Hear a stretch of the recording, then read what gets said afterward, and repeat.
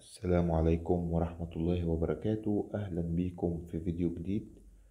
النهاردة هنتكلم عن موضوع مهم جدا وشائك جدا وبيشغل بال ناس كتير، وأكيد عليه طبعا إقبال كبير في محركات البحث. ناس كتير بتبحث في الموضوع ده، هو طول العضو الذكري أو الطول المناسب للعضو الذكري. ما تنسوش اللايك والاشتراك في القناة فضلا وليس أمرا. طبعا ناس كتير بتسأل سؤال كتير جدا عن محركات البحث: ايه هو الطول المناسب للقضيب او العضو الذكري؟ ايه الطول الطبيعي؟ امتى يبقى طويل؟ امتى يبقى قصير؟ امتى في مشكلة؟ امتى كده في يعني في مشكلة فيه، او كده معقول، او كده طويل زيادة عن اللزوم؟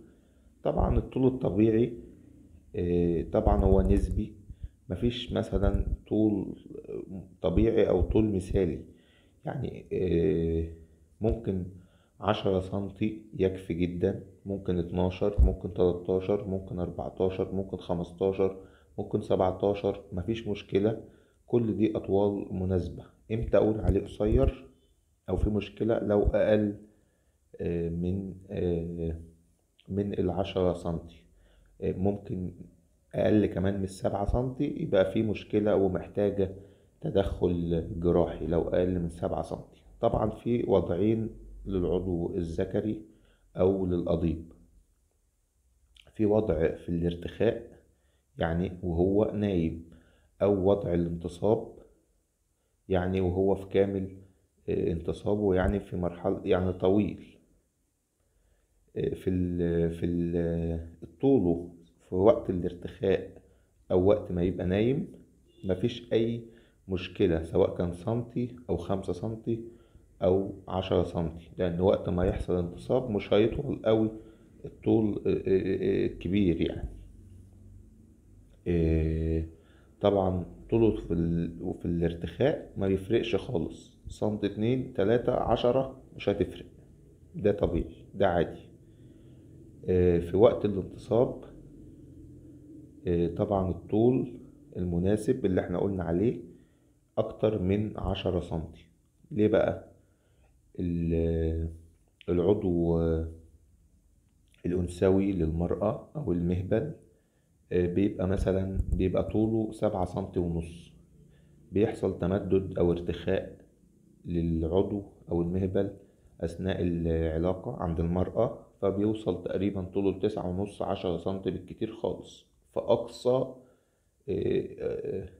أقصى حاجة يعني ما يزيدش عن كده. بس فأنت خلاص يعني 10 سنتي كافية جدا جدا جدا. طبعا يعني 10 سنتي يعتبر نقول عليه صغير، ولكن مش محتاج تدخل جراحي أو ما عندوش المشكلة الكافية، لأنه هيقوم بالعلاقة بشكل طبيعي جدا، مفيش أي مشكلة. طبعا هاجس الطول بيفرق في العلاقة برضو، ده ما يفرقش. اللي يفرق في العلاقة هو الانتصاب أو الصلابة للعضو الذكري، ده اللي بيفرق. ومدة الانتصاب قد إيه، يعني بعد ما بيحدث الانتصاب بيقعد قد إيه، مدته قد إيه منتصب، ده أكتر حاجة تفرق أكتر من الطول في العلاقة الجنسية. الانتصاب هو أهم حاجة في العلاقة، اللي يكون فيه انتصاب يعني صلابة لمدة كافية.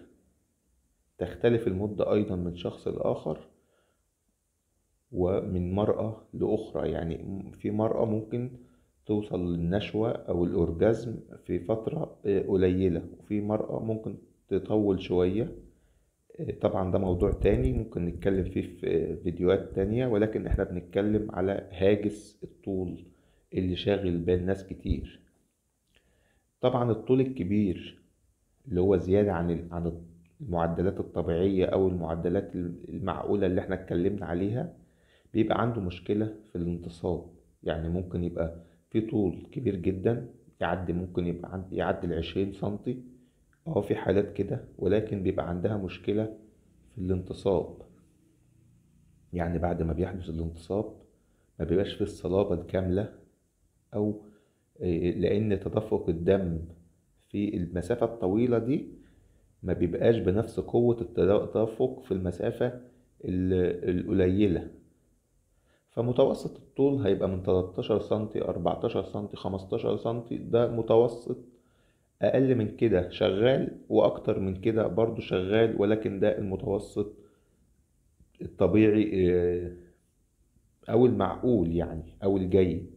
طبعا الطول زي ما اتكلمنا ملوش أي علاقة بالعلاقة، زي ما اتكلمنا بشكل طبيعي عشان ننهي هاجس الأسئلة برضو، لأن في يعني تداخل كده أو في الآراء أو شائعات أو كلام بيتاخد عن جهل بين المراهقين أو السيدات أو الرجال برضو في جميع، يعني عندهم هاجس اللي كل ما يكون طويل، حتى المتزوجين والمتزوجات، اللي كل ما يكون طويل كل ما يكون أكتر إثارة أو أكتر إمتاع أو أكتر في العلاقة. لا، ده طبعا ده غلط، مش حقيقي.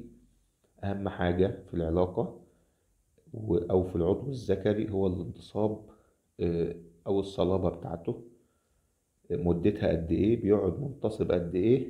ده أهم حاجة في الموضوع أو في العلاقة يعني. فطبعا نقضي على معلومة الطول. مفيش طول طبيعي، أو مفيش طول، يعني مفيش طول معين لازم توصل له.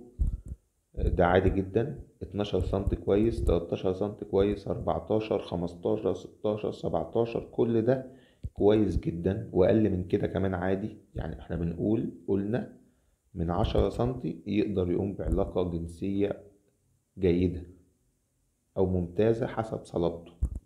وطالع بقى، وانت طالع ممكن لو عدينا 20 يحصل طوله زيادة، يأثر على تدفق الدم، يبقى فيه يأثر برضو على العلاقة بشكل سلبي، بيتأثر على انتصاب العضو بشكل سلبي. كده طبعا اتكلمنا في نقطة الطول. إن شاء الله انتظرونا في حلقات جديدة جديدة. راجعين تاني الحلقات في الصيدلية.